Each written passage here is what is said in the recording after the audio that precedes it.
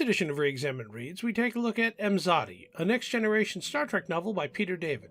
It was published in 1992 by Pocket Books, a division of Simon & Schuster. It is available on Amazon. See the link below. Suggestions for episode watching before reading this book would be the old series City on the Edge of Forever and the Next Generation's first episodes Encounter at Farpoint, Parts 1 and 2. This book takes place in 3 separate time frames. The first one is roughly in the 2350s. The second in either Season 4, 5, or 6 of The Next Generation, which puts it in the late 2360s, and an unnamed year in the future where Commodore Data commands the Enterprise NCC 1701F. So let's look at the story without giving too much away. In a future that could be, Admiral William J. Riker is in his mid-70s, alone and adrift in life. Deanna Troi is gone, having died in the 2260s during a peace mission on the Enterprise. Riker has spent decades commanding Starbase 86, a facility out in the middle of nowhere, when he is called to Beta Z. Lwaxana Troi is nearing the end of her life and wants one last word with him.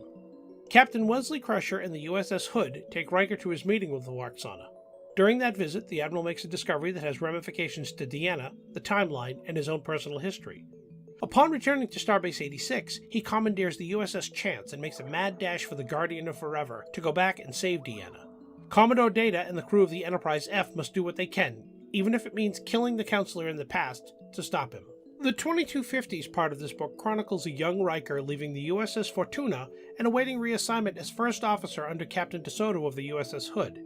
The assignment is delayed by months, and during this time he is assigned to security duties on Beta Z at the Federation Embassy. There he attends a wedding, which is where he meets Deanna Troi. This book is 50% action-adventure and 50% Star Trek romance novel. The romance has a distinct purpose with characters we already know were involved. The early relationship and affair between Troi and Riker was a backstory that was worth telling. David does a fantastic job by even turning this part of it into an adventure, and the action plays nicely around the romance section. Events move along at a good pace throughout the book. Some of the best parts of this novel are when Data interacts with the Guardian of Forever, and a young Lieutenant Riker has his first few encounters with Lwaxana Troi. We have to give canon a pass on this novel for a couple of reasons. First is time travel. Every time you screw with the timeline, you always have the possibility of alternate futures. For example, the final Next Generation episode, All Good Things. While future Deanna is clearly dead in that episode, future Data is alive despite the events of Star Trek Nemesis. Second, when you consider that this book was written 2 years before All Good Things aired, it's not really that hard to be forgiving. In the end, ReExamined Reads gives Imzadi a 5-star review.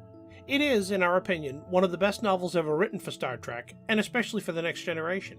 If you ever decide to read just a few Star Trek novels in your life, this is one of them. Decades from now, when Star Trek is still being discussed, Peter David will be remembered in the same breath as D.C. Fontana. His work is that good. He has a slight tendency towards humor in the novels, which can be campy and isn't always funny, but the plot, characters, and writing are exceptionally strong.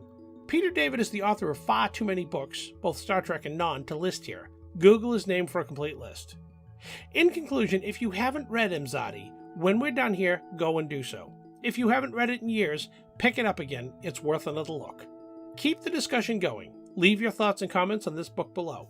If you really enjoyed this presentation, after you like and subscribe, send a link of this channel to your favorite Star Trek fan. It would be much appreciated. As always, thank you for watching.